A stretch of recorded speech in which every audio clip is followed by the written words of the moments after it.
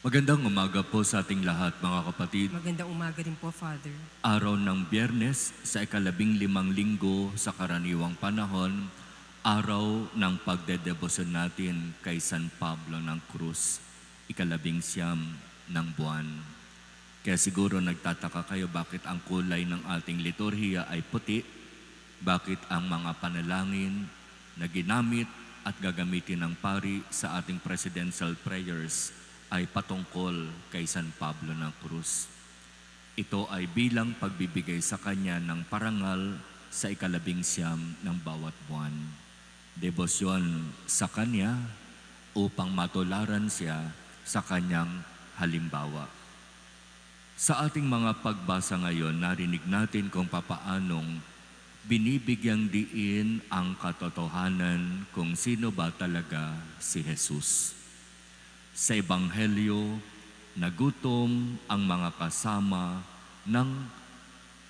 ni David at sinasabi, pumasok sila sa templo at kumain ng pagkain na para lamang sa mga saserdote. At ganoon din may mga pagkakataon na ang mga saserdote ay kumakain din ng tinapay na iniaalay sa Diyos.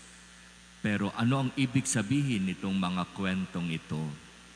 Sa lahat ng ito ang isang binibigyang linaw, bagamat may hari, bagamat may saserdote, si Jesus pa rin ang pinakapanginoon, ang pinakahari, ang Diyos na dapat kilalanin at sambahin.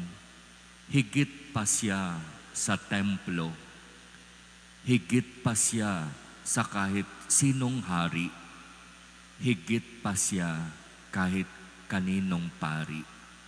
Si Jesus ay tunay na Panginoon at Diyos, makapangyarihan sa salita at gawa.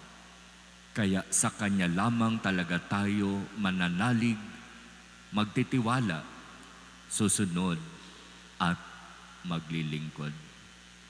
Pinapatunayan din yan ng unang pagbasa mula sa aklat ni Propeta Isaias. Itong si Ezekias ay nagkasakit ng malubha. Inaakala niya na siya'y mamamatay na. Pero dinalaw siya ni Propeta Isaias at ipinapasabi ng Panginoon, hindi ka pa mamamatay. Narinig ng Diyos ang iyong pagtangis, ang iyong pananalangin, kaya ma-extend pa ang buhay mo. 15 taon ka pang mabubuhay. Akalain mo yon. 15 years ang bonus na ibinigay kay Ezekias.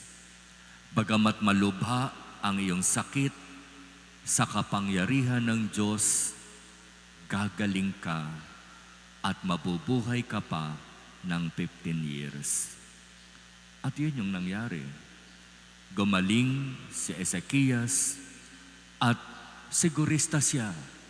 Tinanong niya si Propeta Isaias, ano ang palatandaan na pwede kong hingin para patunayan na mangyayari ang sinabi mo na ako'y mabubuhay ng 15 taon?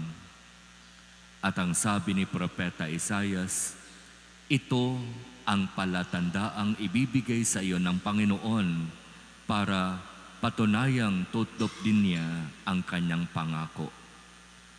Ang anino ng orasan sa palasyo ni Haring Akas ay pababalikin niya ng 10 guhit.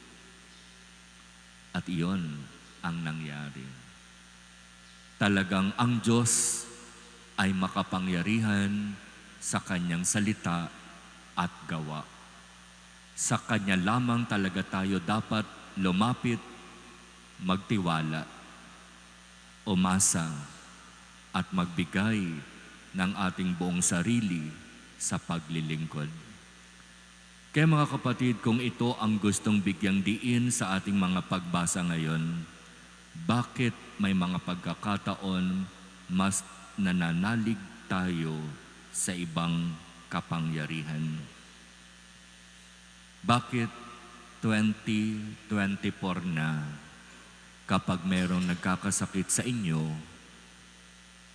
kumukonsulta pa kayo sa albularyo? Nagpapahula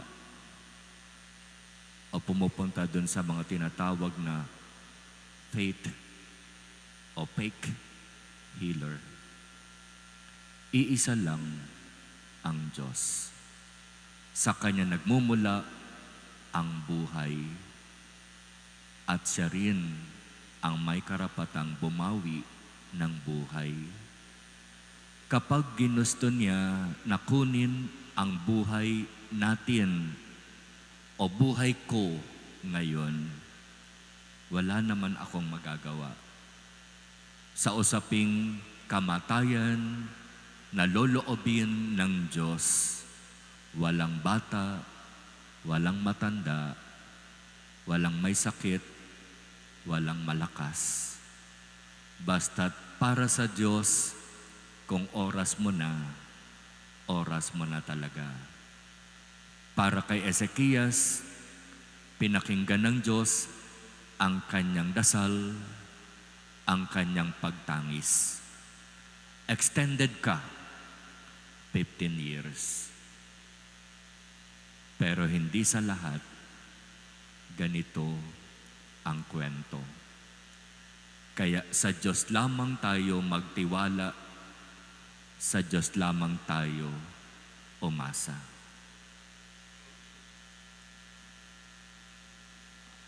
Amen.